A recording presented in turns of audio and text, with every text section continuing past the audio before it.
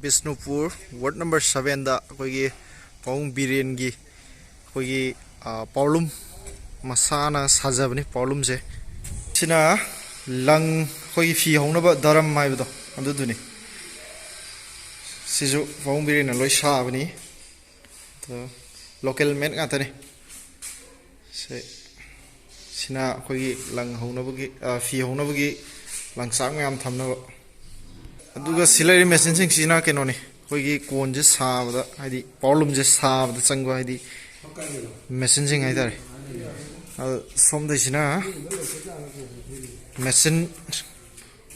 ongoing haidare masu mamen sangmalo shalaba sabalo shalaba haidare si khaleraga ranga je kangaga zik kana tawdrobani season ba yadrobani no sida hapsina motor sigi problem sima pura run taw ngam no haidare si motor sina run taw khodoni si sima pula se machine sidi pura anau bune ado aribda di makhada hape motor se ado ha yani oh yeah yeah amta thabironi adune se namger haide sina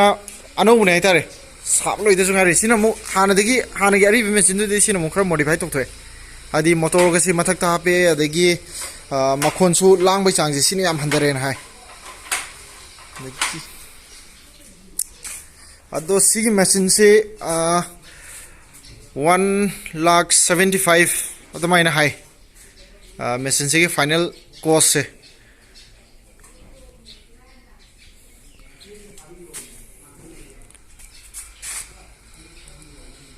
sisina koigi panghandem oh baba sisina panghandem hai dini si smai ta reverse ma thanda dum lakcha ga doin sise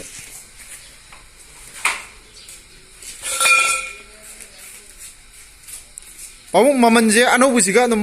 maman mana do rang sai hai gibdu ga oh oh lising tarang kale ado anu busida na motor su mathak ta hape ko adagi makhon ju sina khara makhon langdre makhon di dum khara budi laini ado si sound ekoi building budi projem le oh adu ga khara papa khara be to buda fe lamhang gi type di hoji ke hawo sidi khara horoni oh hoji ya do oh makhon jina je koi ran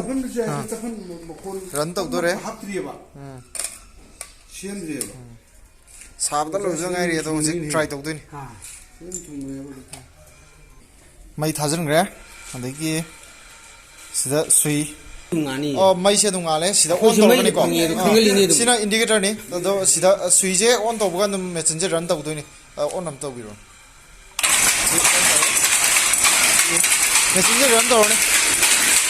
aduga si machine ni kai problem na si se brake ne check ne pa kan da machine je le to ni pura brake ne sina braking system ka na machine sing se hojik fi sawa horba machine ngak tani fi sawa horba hitare hobda ngai si sim